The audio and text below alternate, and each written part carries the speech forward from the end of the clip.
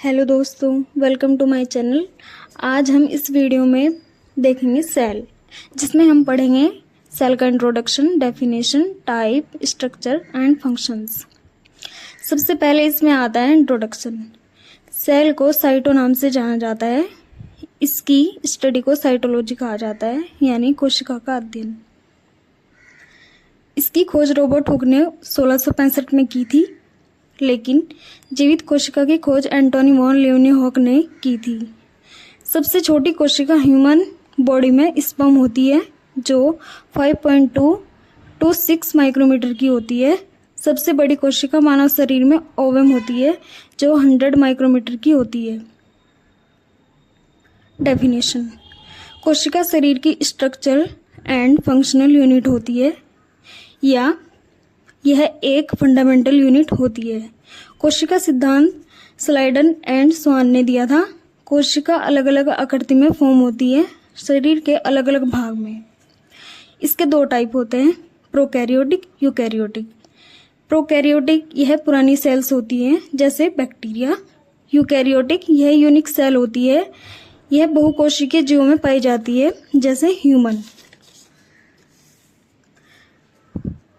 अब कोशिका के पार्ट्स देखते हैं।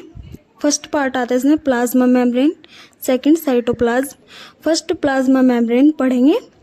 यह फॉस्फोलिपिड एंड प्रोटीन की बनी होती है। इसकी खोज सिंगर एंड निकोलसन ने 1972 में की थी।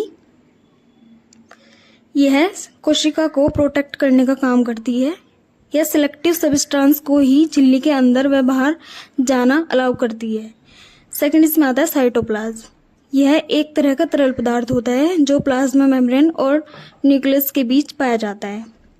इसे दो भागों में बांटते हैं। फर्स्ट इसमें आता है साइटोसोल। यह साइटोप्लाज्म से भरा हुआ भाग होता है। इसमें कोशिका की सारी क्रियाएं होती हैं। इसका 55% भाग सेल वॉल्यूम का एंड 75 to 95% भाग पानी का होता है। इसमें albumin, fat, lipid and waste material पाया जाता है। सेकंड इसका पार्ट आता है ऑर्गेनल्स। यह एक स्पेशल स्ट्रक्चर होती है। साइटोप्लाज्म के अंदर इसका फंक्शन भी स्पेसिफिक होता है, जैसे nucleus, Golgi body, lysosome, ribosome. अब हम देखते हैं स्ट्रक्चर ऑफ सेल, यानी सेल की आकृति। इसमें हम पढ़ेंगे सबसे पहले nucleus, ribosome, mitochondria, endoplasmic reticulum, Golgi body, lysosome. सबसे पहले इसमें आता है न्यूक्लियस, जिसकी खोज रॉबर्ट ब्राउन ने की थी। यह कोशिका का सबसे बड़ा भाग होता है।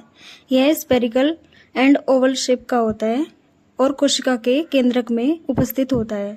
यह डबल मेम्ब्रेन स्ट्रक्चर होती है। अब इसके फंक्शन देखते हैं। इसमें जेनेटिक मटेरियल पाया जाता है। न्यूक्लियस और साइटोप्लाज्म के बीच सब्सटेंस ट्रांसपोर्ट करने में न्यूक्लियर पोर मदद करते हैं।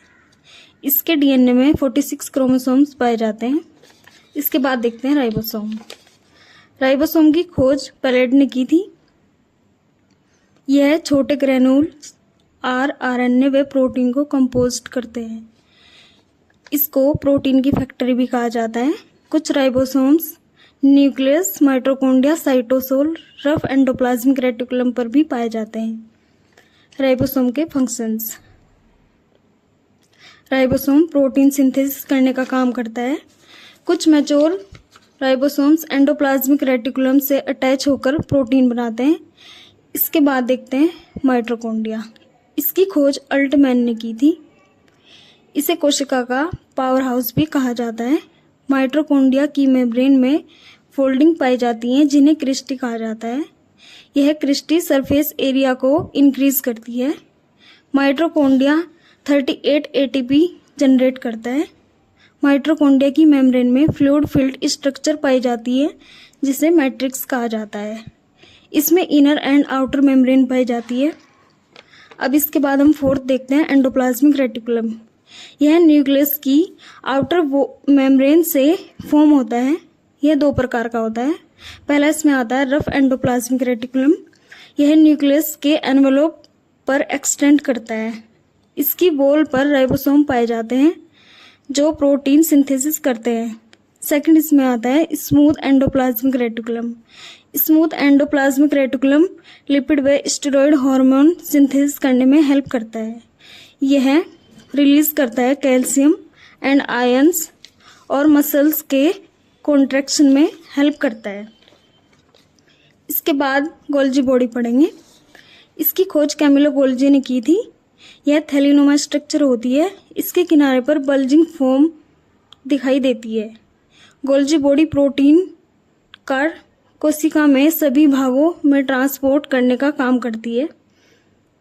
यह सभी कोशिकाओं में पाई जाती है। गोल्जी बॉडी प्रोटीन को एंडोप्लाज्मिक रेटिकुलम से ले जाने का काम करती है। इसके बाद देखेंगे हम लाइसोसोम। इसकी खोज डी डुबे ने की थी। इसे सुसाइडल बैग भी कहा जाता है। यह कोशिका के ऑर्गन्स को खा जाता है। इसमें कुछ एंजाइम्स पाए जाते हैं जैसे न्यूक्लियस, लाइपेज, प्रोटीएज। वीडियो देखने के लिए आप सभी का धन्यवाद।